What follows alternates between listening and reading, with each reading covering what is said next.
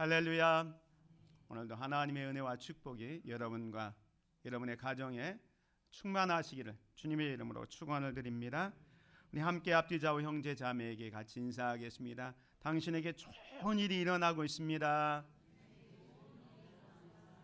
회복을 넘어 부흥으로 갑시다. 성령의 능력으로 부흥을 경험합시다. 아멘.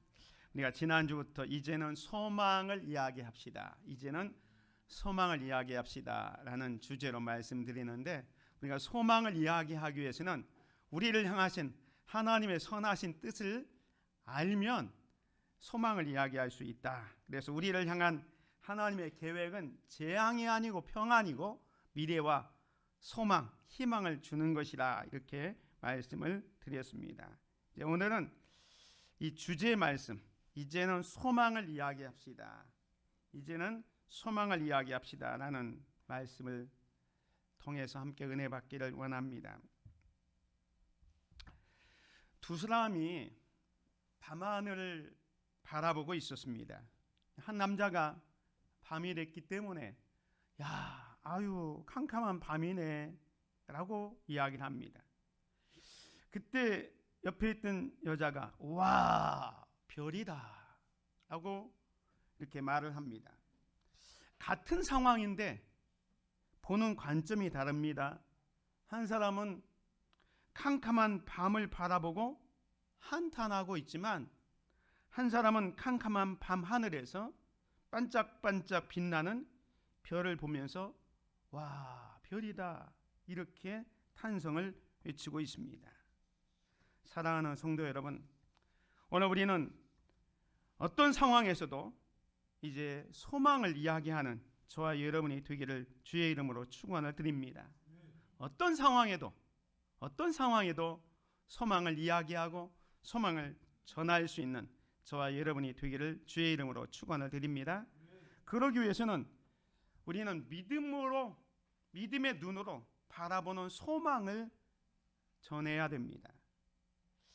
오늘 본문 말씀에 보면 이런 말씀이 있습니다. 모세에게 말하여 이르되 당신이 우리를 보낸 땅에 간즉 과연 그 땅에 젖과 꿀이 흐르는데 이것은 그 땅의 과일이니이다.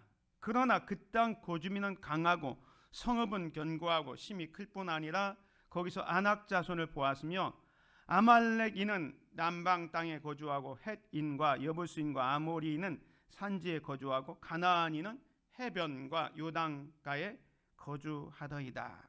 오늘 이 말씀은 출애굽한 이스라엘 백성들이 이제 가나안에 들어가기 위해서 모세가 12지파에서 한 사람씩 12명의 정탐꾼을 선발합니다. 선발해서 우리가 들어가야 할 그 가나안 땅이 어떤 땅인지 한번 탐지하고 와라. 그 땅에 살고 있는 거주민이 강한지 약한지, 또 많은지 적은지, 그 성읍이 진영인지 산성인지 알아보고 거기에서 나는 과일을 한번 가져와 보라 하면서 12명의 정탐꾼을 가나안에 보내게 됩니다. 그래서 이 정탐꾼이 가서 며칠 동안 40일 동안 그 땅을 두루두루 다니면서 정탐하고 왔어요. 그리고 나서 이제 모세에게 보고를 하는 장면이 이 장면입니다. 모세에게 말하 이르되 당신이 우리를 보낸 땅에 간즉 과연 그 땅에 젖과 꿀이 흐르는데 이것은 그 땅의 과일이니이다. 그 땅에서 너무너무 풍성한 과일을 다 가져와서 보이면서 정말로 가보니까 그 땅은 좋은 땅입니다. 비옥한 땅입니다 라고 보고합니다. 그러나 28절 그 땅 주민은 강하고 성읍은 견고하고 심히 클 뿐 아니라 거기서 아낙 자손을 보았다. 가나안 땅에 가보니까 좋은 면이 있어요. 가보니까 너무 좋은 땅이에요. 비옥한 땅이에요. 살기 좋은 땅이에요. 거기서 나는 곡식들, 과일들이 너무너무 풍성한 거예요. 그러나 거기 보니까 원주민들이 원래 살고 있습니다. 그 원주민들은 강하고 성읍은 견고하고 힘이 클 뿐 아니라 거기서 안악자손은 거인들을 말합니다. 그래서 이 두 가지를 보고합니다. 사실 그렇잖아요. 우리가 어떤 상황이든지 좋은 점도 있고 나쁜 점도 있습니다. 다 나쁘지도 않고 다 좋지도 않습니다. 그런데 그 상황을 보면서 여러분이 같으면 어떻게 평가하겠습니까? 그 땅이 비옥한 땅입니다. 살기 좋은 땅입니다. 이것이 좋은 과실이고 거기서 가져온 좋은 것입니다. 보고를 했습니다. 그런데 그 땅에 원주민이 있어서 그 사람들은 강하고 성읍도 크고 견고해서 우리가 힘들다. 이 두 가지 측면이 있는데 이 상황을 보면서 어떻게 보고할 것인가? 근데 12명 중에 10명이 그 땅을 악평합니다. 그와 함께 올라갔던 사람들은 이르되 우리는 능히 올라가서 그 백성을 치지 못하리라.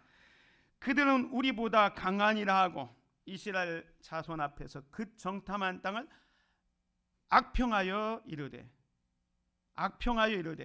우리가 두루 다니며 정탐한 땅은 그 거주민을 삼키는 땅이요 거기서 본 모든 백성은 신장이 장대한 자들이며 거기서 네피림 후손인 아낙 자손의 거인들을 보았나니 우리는 스스로 보기에도 메뚜기 같으니 그들이 보기에도 그와 같았을 것이니이다 라고 얘기합니다. 이 12명 중에서 10명이 부정적인 보고를 합니다. 그들은 가나안 땅이 거주민을 삼키는 땅이고 그곳에 사는 거인들이 너무 커서 그들 보기에 또 우리 보기에 우리는 스스로 보기에도 메뚜기 같고 그들 보기에도 그와 같았을 것이라 라고 얘기합니다.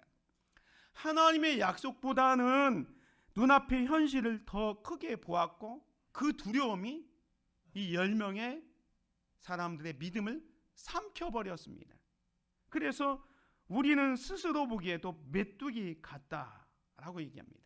이걸 흔히 심리학적으로 메뚜기 컴플렉스라고 얘기합니다. 이 메뚜기 컴플렉스라는 게 뭐냐면 자기가 다른 사람에 비하여 뒤떨어진다고 또 능력이 없다고 생각하는 이 만성적인 감정과 또는 의식을 메뚜기 컴플렉스라고 합니다. 그래서 이 메뚜기 컴플렉스를 가지고 있는 사람들의 특징이 뭐냐면 늘 부정적인 말을 합니다. 난 안 돼. 할 수 없어. 또 부정적인 자아상을 가지고 있습니다. 난 형편없어. 쓸모없는 사람이야. 그래서 열등감이 심합니다. 오늘 본문에 있는 것처럼 나는 스스로 보기에도 메뚜기와 같다라고 얘기합니다. 이 메뚜기 컴플렉스가 사람을 위축시킵니다. 그런데 이 메뚜기 컴플렉스와 반대되는 개념이 뭐냐면 창조적 자아상입니다. 이 창조적 자아상은 뭐냐면 목표를 직시하고 결정하고 선택하고 개인의 목표와 가치관에 부합하는 모든 종류의 배려를 나타내는 능력을 이 창조적 자아상, 자기를 스스로 보는 자아상이 창조적이라는 거예요. 그래서 이런 창조적 자아상을 가지고 있는 사람들은 늘 긍정적인 말을 합니다. 그래서 할 수 있어, 하면 된다 라는 얘기를 합니다. 그리고 긍정적인 자아상을 가지고 있습니다. 나는 하나님의 걸작품이야. 나는 소중한 사람이다. 자, 자기 스스로에 대해서 긍지를 갖게 되는 거지요. 여러분, 이것이 무슨 그림인지 아세요? 뭡니까 이게? 반딧불입니다. 요즘 나오는 대중가요 가운데 나는 반딧불이다라는 노래가 있습니다. 작년 10월에 나왔어요. 나온 지 한 지금 석 달, 넉 달 됐는데 나오자마자 엄청난 그 인기 또 많은 사람들에게 위로를 주고 있습니다. 그런데 이 가사의 내용을 보면 창조적 자아상을 나타내는 가사가 있습니다. 그래서 많은 사람들이 위로를 주는 것 같아요. 한번 들어보시기 바랍니다. 나는 내가 빛나는 별인 줄 알았어요. 한 번도 의심한 적 없었죠. 몰랐어요. 난 내가 벌레라는 것을. 그래도 괜찮아. 난 눈부시니까. 하늘에서 떨어진 별인 줄 알았어요. 소원을 들어주는 작은 별. 몰랐어요. 난 내가 개똥벌레라는 것을. 그래도 괜찮아. 난 빛날 테니까. 이 반딧불은요, 자신이 빛나는 별인 줄 알았습니다. 근데 나중에 자신이 벌레라는 사실을 알았지만 이 반딧불은 자신의 처지를 비관하지 않습니다. 그래도 괜찮아. 나는 눈부시니까. 그래도 괜찮아. 나는 빛날 테니까. 노래합니다. 이런 노래 가사 때문에 작년 연말부터 많은 사람들이 이 내용을 통해서 위로를 받고 격려를 받고 있습니다. 반을 오늘 성경에 나오는 갈렙이 이런 창조적인 자아상을 가진 자였습니다. 그는 믿음의 눈으로 가나안 땅을 바라보고 있습니다. 그래서 오늘 본문 30절에 보면 갈렙이 모세 앞에서 백성을 조용하게 하고 이르되 우리가 곧 올라가서 그 땅을 취하자. 능히 이기리라 라고 이야기를 합니다. 10명의 정탐꾼들은 땅을 악평하고 부정적으로 보고 해서 그 이야기를 들었던 이스라엘 백성들에게 두려움을 가져다 주었습니다. 그러나 갈렙은 믿음의 눈으로 상황을 바라보면서 하나님이 약속하신 땅을 차지할 수 있다고 담대히 선언하게 됩니다. 이 갈렙의 믿음과 다른 정탐꾼과의 차이는 어디에서 비롯됐을까요? 10명은 거대한 성읍과 강한 적들을 바라보았지만 갈렙은 하나님의 약속을 붙들었습니다. 이 갈렙은 인간의 힘이 아니라 하나님의 능력을 신뢰했기 때문에 우리가 올라가서 그 땅을 취하자. 능히 이기리라 라고 고백하는 겁니다. 여호수아와 갈렙, 이 사람들은 그 가나안 땅을 믿음의 눈으로 바라보는 것입니다. 10명의 정탐꾼이 부정적인 자아상, 메뚜기 컴플렉스를 가지고 있었던 사람이라면 여호수아와 갈렙은 창조적 자아상을 가진 사람이었습니다. 이 창조적 자아상을 가진 사람은 자기의 가치를 새롭게 발견합니다. 우리는 하나님의 형상대로 지음을 받았기 때문에 무엇이든지 할 수 있다는 긍정적인 자세를 갖게 되는 거지요. 우리가 흔히 예수 믿는 사람들을 이야기할 때 당신은 얼마짜리인 줄 알아? 하고 했을 때 여러분은 얼마짜리입니까? 예수님짜리. 예수님짜리.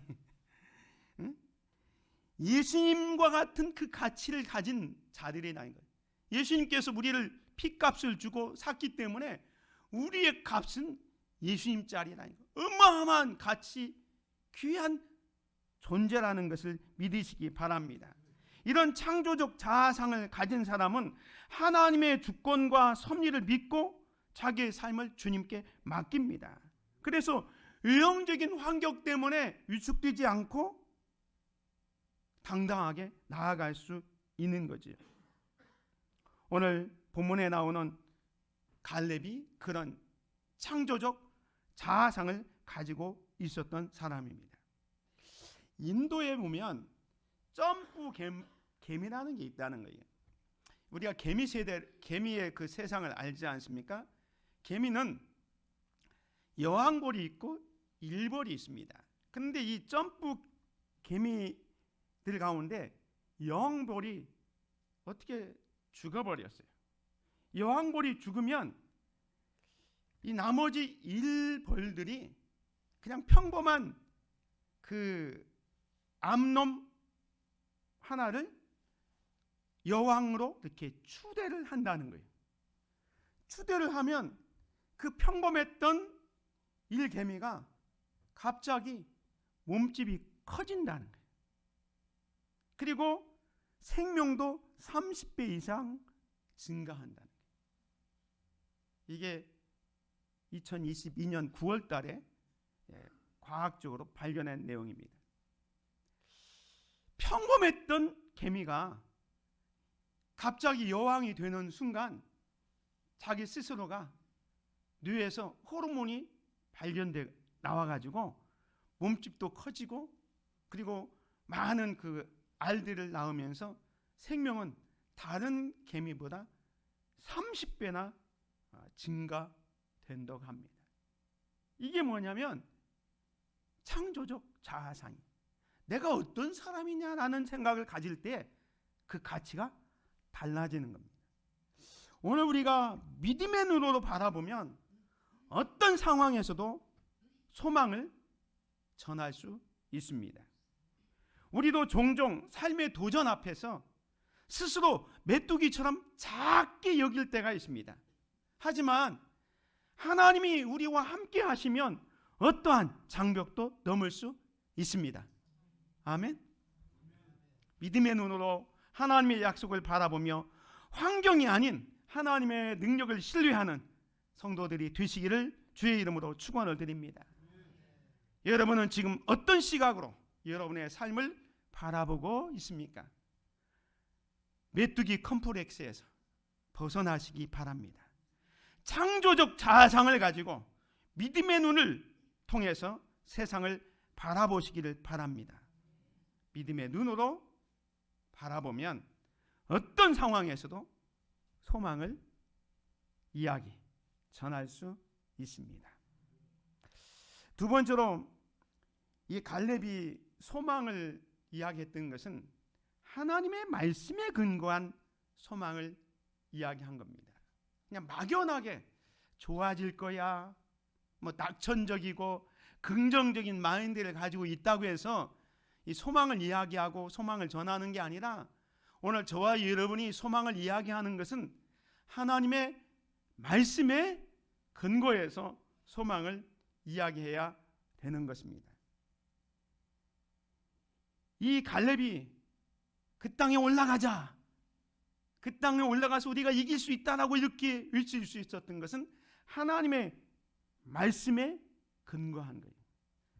출애굽기 3장 17절에 보면 하나님께서는 이미 모세에게 이 가나안 땅을 주겠다고 약속을 하셨습니다.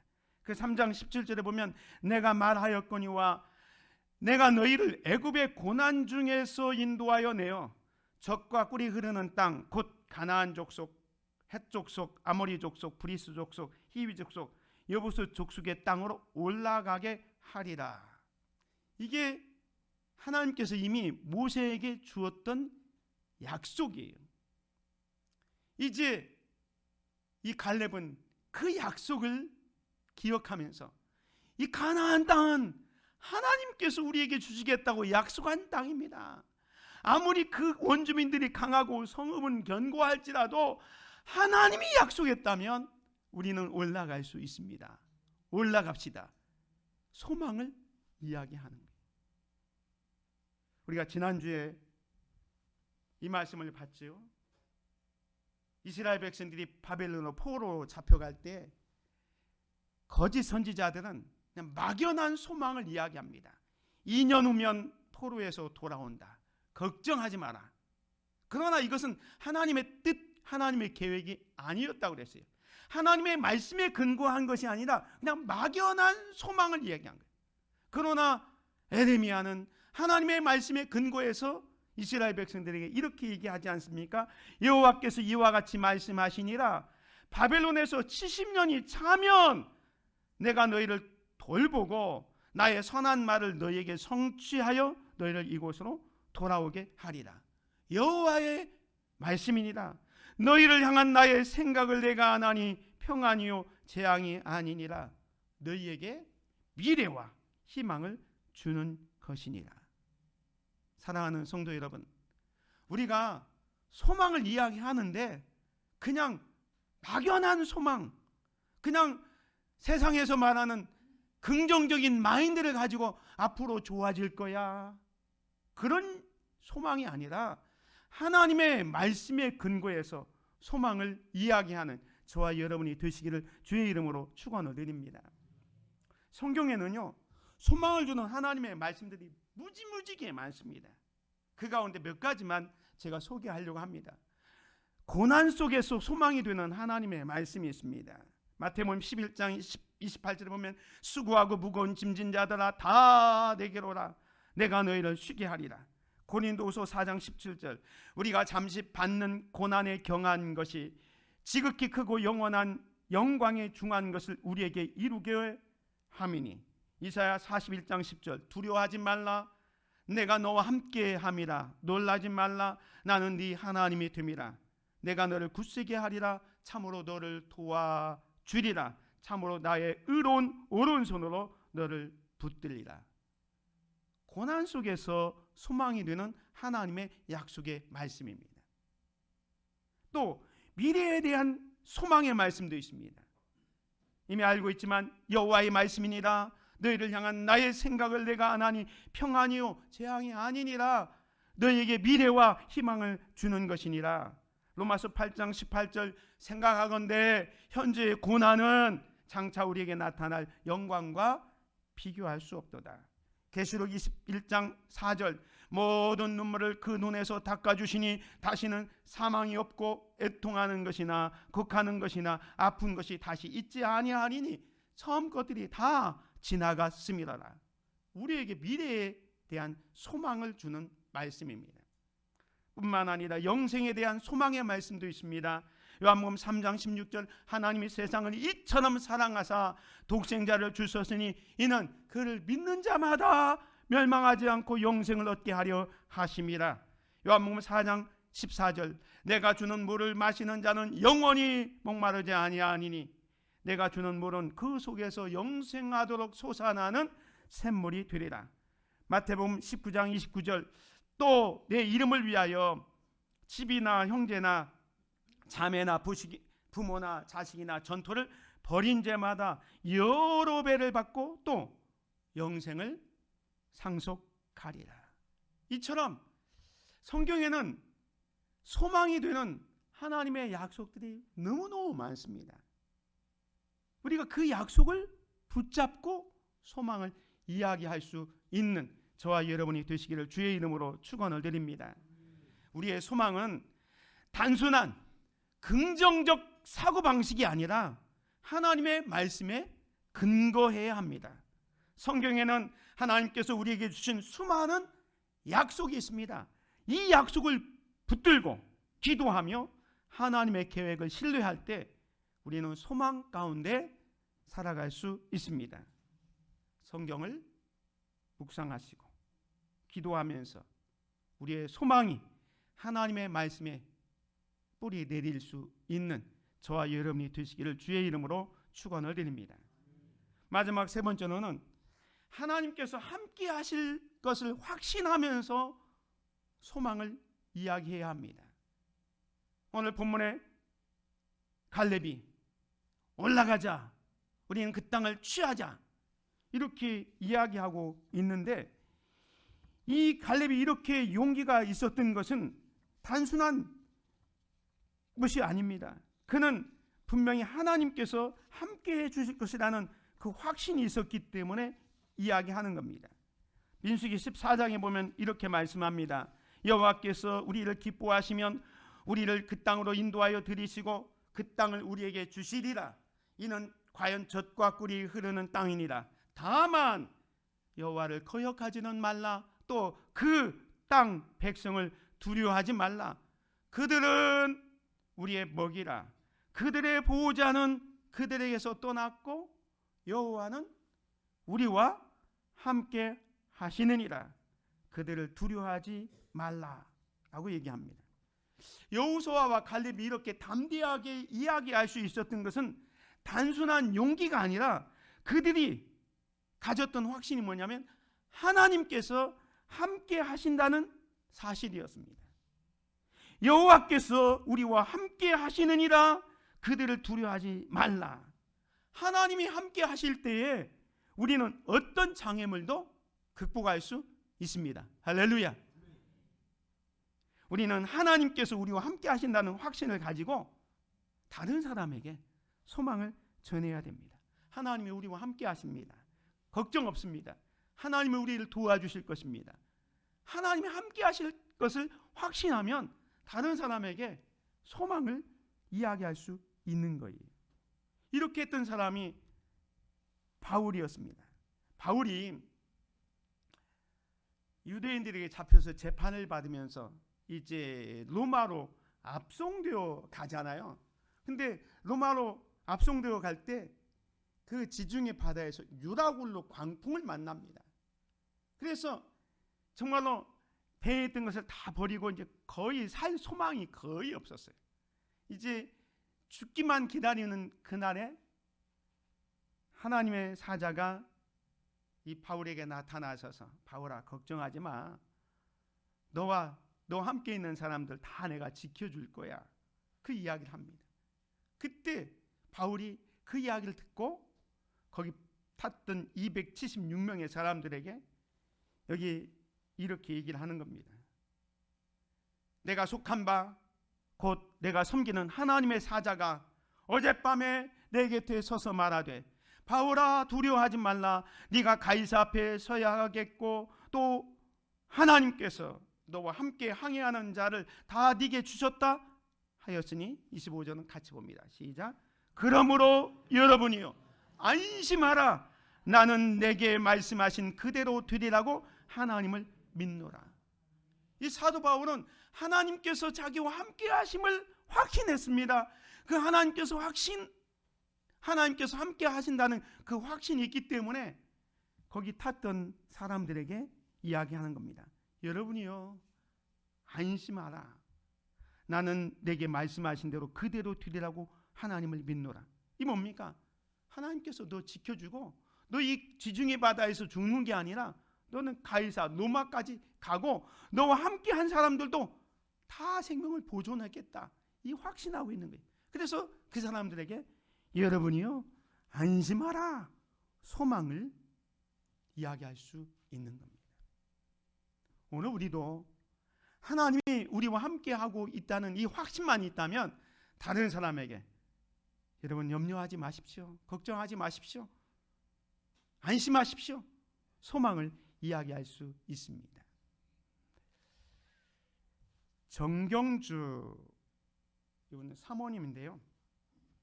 연세대학교 음악대학을 나왔고 미국의 남침내 신학대학에서 신학을 공부했고 젊었을 때는 대한항공의 승무원으로 근무한 적이 있었습니다.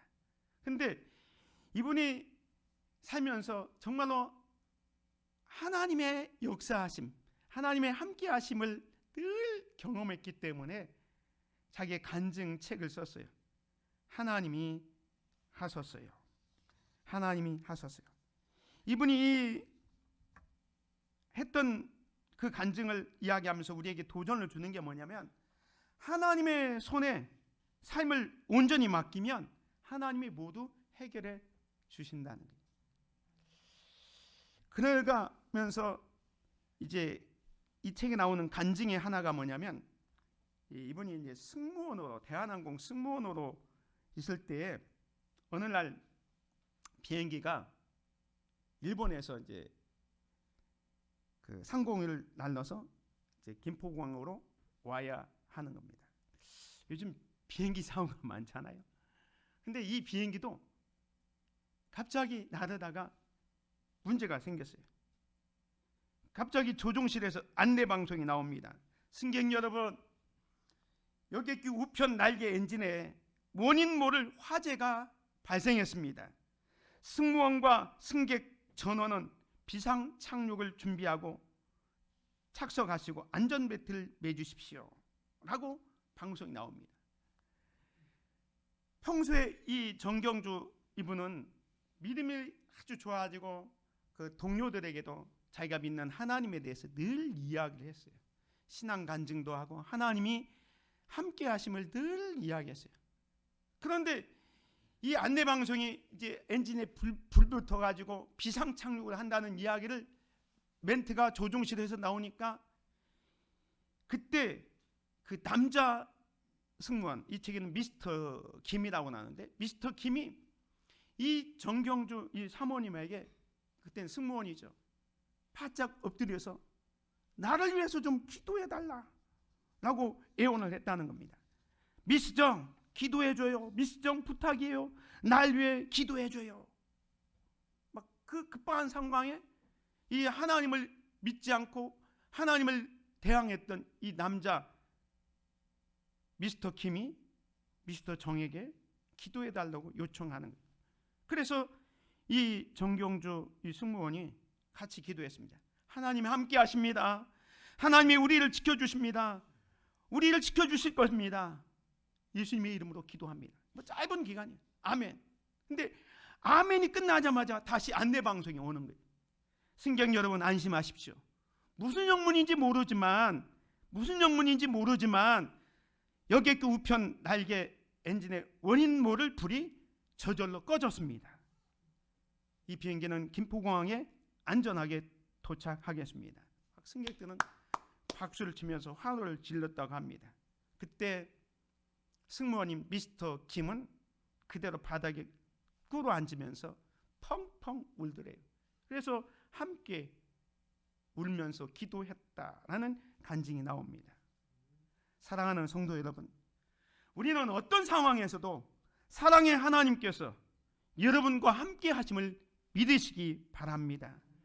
하나님께서 함께 하신다는 확신을 가지고 우리도 다른 사람에게 소망을 전하는 소망의 전달자가 되어야 합니다.